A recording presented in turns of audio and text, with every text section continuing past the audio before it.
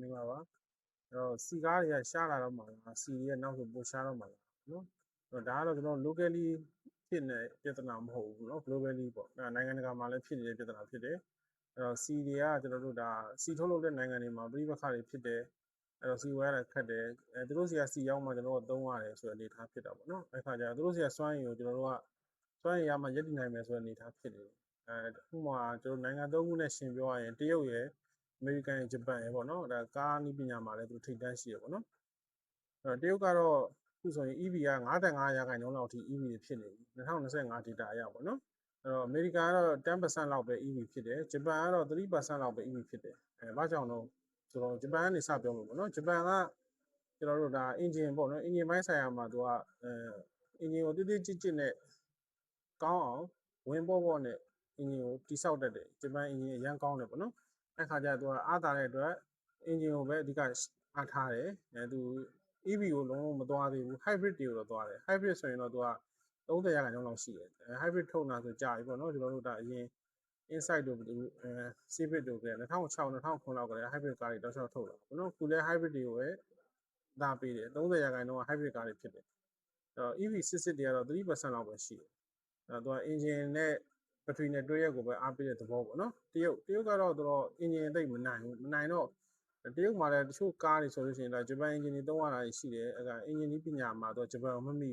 ဘူးမမီတော့သူမမီတဲ့ဟာကိုဂျပန်ရဲ့နည်းပညာကိုယူပြီးတော့ဂျပန်ကိုမွေးစားပြီးတော့မသုံးတော့ဘဲနဲ့သူအားတာတဲ့ဘက်ထရီ inverter ပေါ့နော်အဲ့ဘက်ကိုပဲသူကအားပေးလိုက်တယ်အားပေးပြီးတော့အဓိကဇောင်းပေးပြီးတော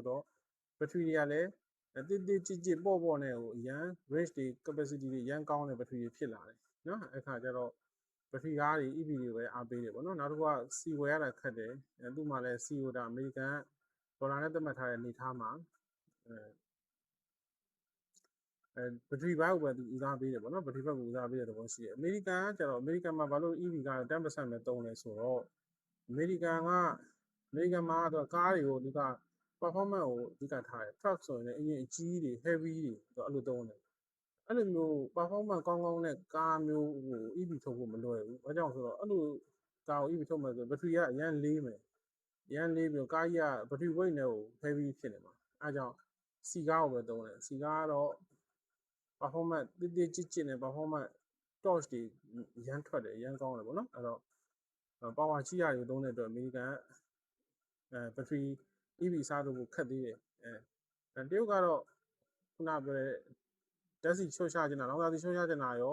ဘက်ထရီတွေ inverter တွေနည်းပညာတွေကောင်းလာရောတရုတ်ပြည်မှာတော့2025 data အရသူကကားတွေအကုန်လုံးရဲ့55%လောက်က EV တွေဖြစ်နေပြီနော်အဲ့တော့ပြောချင်တာ power နဲ့ weight နဲ့ပေါ့နော်အဲ့တော့ဒီဘက်က power ကြီးရင် weight ရန်လေးမယ်အဲ့တော့ power ကြီးတဲ့ range များတယ်ဆိုလို့ရှိရင်အဲ့ဒီဘက်ထရီ inverter ဘက်ထရီရဲ့ motor နဲ့ weight ကိုကအရင်လေးသွားတယ်အဲ့ဒါကြောင့်မလို့လေကျွန်တော်တို့ဒါလေးရင်နေပါလေဆိုရင် EV လုံးလို့မရသေးဘူးလျှက်စစ်ဘက်ထရီနဲ့တွားလို့မရသေးဘူး weight များတာဘူးသင်္ဘောတွေဆိုလည်းခီးဝေးသွားတဲ့အတွက်ကြောင့်မလို့အဲ့လောက် range ကောင်းတဲ့ဘက်ထရီမျိုးမလုံနိုင်သေးဘူး bus ကားတွေဆိုလို့ရှိရင်လည်း highway သွားတဲ့ bus တွေဆိုရင်မလုံနိုင်သေးဘူးပေါ့နော်အဲ့လောက် range ကောင်းတဲ့ဟာမျိုးမလုံနိုင်သေးဘူးပေါ့မြို့ရင်းသုံးလောက်မန္တလေးနေပြည်တော်လောက်ဆိုရင်တော့ဖြစ်မှာပေါ့နော် EV စမထိုးနိုင်သေးဘူးပေါ့ဘာလို့ weight ကအရင်များတယ်အဲ့ range ကို cover ဖြစ်ဖို့အတွက် weight များတဲ့အတွက်သူ့ weight သူမနိုင်တဲ့အနေထားမှာလေးနေသင်္ဘောတွေ bus ကားတွေမှာမသုံးနိုင်သေးဘူးနော်အဲ့လိုရှိတယ် power နဲ့ weight နဲ့ကဓာတ်ရိုက်ချိုးကြတယ် power ကြီးလို့ချင်း weight ကအရင်ကြီးသွားမယ်engine ဆိုရင်တော့မကြီးဘူးကျွန်တော်ကားရီလို့ပေါ့ဗျာနောက်ဆိုရင်ကျွန်တော်ပေါ့တော့လှုပ်ချင်တယ်ဆိုလို့ရှိရင်ကားမှာဒီဇယ်သိပ်မသုံးတော့ဘူးဒီဇယ် engine ဆိုရင် weight များလို့တက်စီဆိုရင်ပေါ့တော့နဲ့ရန်ကောင်းတယ်ပေါ့နော်အဲ့လိုမျိုးတက်စီက petrol ကတော့ဒီက limited resource ဖြစ်တယ်ပေါ့နော်အဲ့တော့ဒီကောင်ကကျွန်တော်တို့ဒါသူတို့တချို့ data တွေမှာပြောတာဆိုရင်ကဘာမှာရှိနေတဲ့ရေနံတိုက်တွေအကုန်လုံးပေါင်းလိုက်ရင်တော့မှကျွန်တော်တို့လက်ရှိသုံးနေတဲ့နှုန်းနဲ့တွက်မယ်ဆိုရင်နောက်ထပ်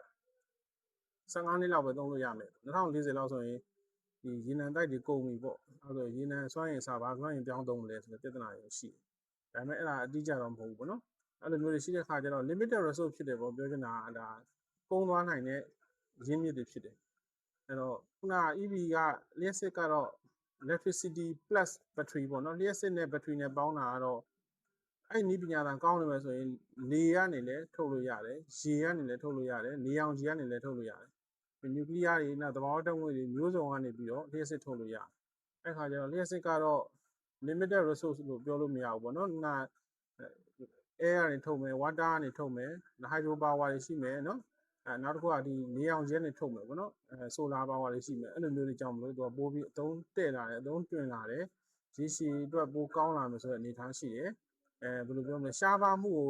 ကြောက်စရာမလိုဘူးဆိုတဲ့အနေအထားမျိုးဖြစ်လာတယ်ပေါ့နော်အဲ့တော့ capacity များများ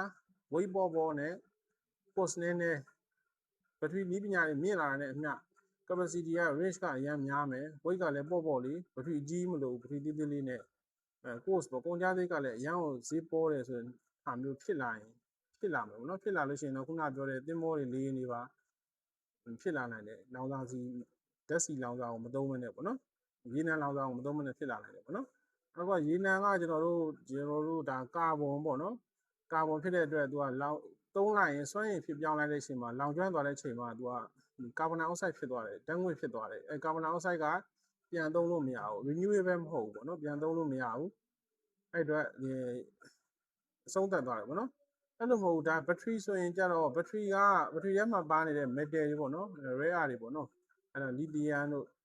စသဖြင့်ပေါ့အဲ့ compound တွေက chemical compound တွေကအဲ့ metal တွေက renewable လုပ်လို့ရတယ်ပြန်ပြီးတော့ကျွန်တော်တို့ဒါပြန်သုံးလို့ရတယ် battery ကုန်သွားတယ်ဆိုအဲ့ battery ကိုပြန်သုံးပြီးတော့ battery အသစ်တစ်လုံးပြန်လုပ်တဲ့နေရာမှာသုံးလို့ရတယ်နောက်တစ်ခုကအဲ့ဒါအပြင်ကျွန်တော်တို့ဒီလျှက်စစ်ပေါ့နော်လျှက်စစ်ကလည်းခုနကတဘာဝတရားတွေဖြစ်တဲ့လေနေတွေရေတွေနဲ့ချိတ်ဆက်နေတယ်အဲ့ရနေထုတ်ယူလို့ရတဲ့အတွက်ကြောင့်မကုန်ခန်းနိုင်ဘူးပေါ့နော်ကဘာဒီတွေ့ရရှိနေမှာဖြစ်တယ်ဒီဘက်ကနီးပညာနဲ့ပေါင်းစပ်လိုက်ရင်ဆင်ပြေမယ်ပေါ့နော်အဲ့လိုနေထားလေးရှိတဲ့အတွက်တစ်ဖက်မှာကျွန်တော်တို့ engine နဲ့ limited resource ရေနံပေါ့နော် engine နဲ့ရေနံတစ်ဖက်မှာ battery နဲ့ unlimited resource မကုန်ခန်းနိုင်တဲ့နေတို့ရေတို့လေတို့နဲ့အားပြိုင်နေရှိနေတယ်ပေါ့နော်ဒီနေရာမှာကျွန်တော်တို့ကားဆိုရင်ဘာကားဝယ်ရမလဲဆိုတော့ဒီချိန်မှာ range များများမရဘူးနောက် environment ပေါ့နော်တရုတ်ပြည်မှာဆိုရင်ဒါ55%တော့ EV ဖြစ်တယ်ဆိုတာသူကဒီ private station လေးပေါ့နော်အိမ်တိုင်းမှာအားသွင်းတဲ့ဟာတွေကိုလုပ်လို့ရတယ်ဂျပန်ဆိုရင်ဒါအထက်တွေအခန်းတွေနဲ့နေရတာများတဲ့အတွက်အဲ့လို private charging station တွေမလုပ်နိုင်တဲ့အတွက်သူအားသွင်းရတာခက်ခဲရှိတယ်ပေါ့နော်တရုတ်ကကျတော့အဲ့လို charging station environment တွေရန်ကောင်းတယ်ကျွန်တော်တို့စီမှာလည်းcharging station environment တွေရန်ကောင်းလာဖို့တော့မျှော်လင့်တယ်အဲ့လိုကောင်းလာမှလည်းဒီကားတွေကိုပို့ပြီးလက်ခံလာမယ်အနေထားတော့ရှိရပေါ့နော်အဲ့တော့အပြိုင်မှုကတော့တစ်ဖက်က engine plus limited resource တစ်ဖက်ကတော့ battery plus unlimited resource ဖြစ်နေတယ်ပေါ့နော်အဲ့တော့ကားရွေးမယ်ဆိုဘယ်လိုရွေးမလဲဆိုရင်ကျွန်တော်တို့ highway သွားမယ်ကားဝင်တင်ရမယ်ကား heavy ရုံးရမယ်ကားဥပမာ loader ကြီးတွေစက်နှစ်ဘီးကြီးတွေ heavy ရုံးရမယ်ဟာကြီးဆိုရင်တော့battery နဲ့ဘယ်လိုရမလဲ engine မှရမှာပေါ့နော်တေးကြီးကျနဲ့ပောက်ကွဲအားကောင်းတဲ့ဟာမရဘူးပေါ့နော်အဲ့လိုမဟုတ်ဘူးမြို့ထဲမှာသွားမယ်ဆိုင်ကယ်လေးတွေ battery ဆိုင်ကယ်လေးတွေအကြောင်းပို့အကြောင်းညိုပဲသွားမယ်loading မများဘူးဆိုတဲ့ဟာမျိုးဆိုရင်တော့လျှက်စစ်ဆိုင်ကယ်လေးတွေကပိုပြီးကောင်းလာတယ် highway သွားရမယ်နယ်တွေထွက်ရမယ်ဆိုတဲ့ truck ကားတွေလုပ်ငန်းသုံးကားတွေကတော့ပောက်ကွဲအားကောင်းတဲ့စီကားမှဖြစ်မယ်နော်အဲ့တော့ကိုယ်အသုံးပေါ်မူတည်ပြီးတော့ရွေးချယ်ရမယ်နောက်ထပ်ပြောင်းလာမယ် training လေးတွေကိုကြိုးပြီးတော့လေ့လာရမယ်ပေါ့နော်အဲ့တော့အားလေးပြောချင်ပါတယ်ကျေးဇူးပါ